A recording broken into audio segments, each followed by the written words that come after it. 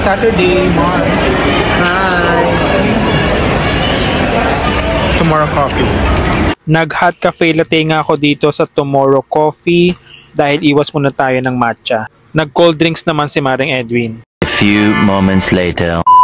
Dito naman kami sa bagong food court ng SM City Bicutan. Hindi pa rin tapos yung kape niya. Nirampa ko.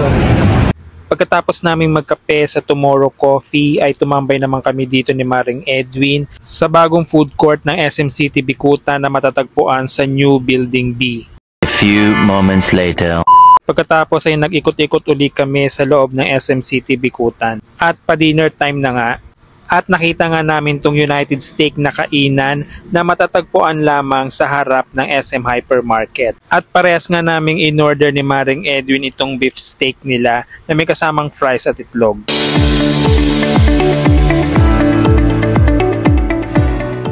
Nagkakahalaga lamang ito ng 150 pesos not bad.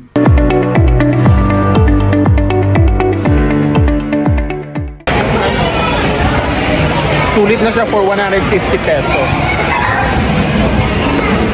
Di ba, Mars? Yeah.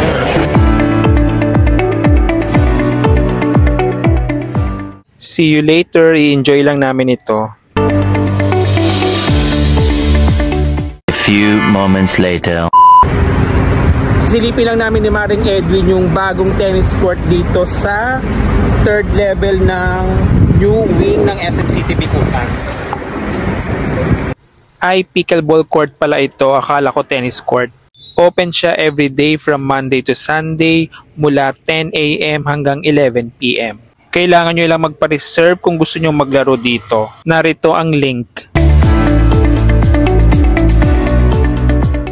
Tambay nga lang muna kami dito sa third level ng new wing ng SM City Bicutan. Ganda!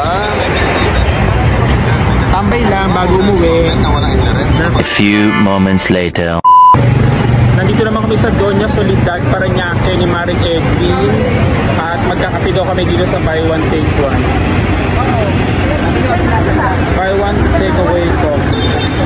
Pangalawang kape ko na ito ngayong araw. Mars, pangilang kape mo na? Pangalawa.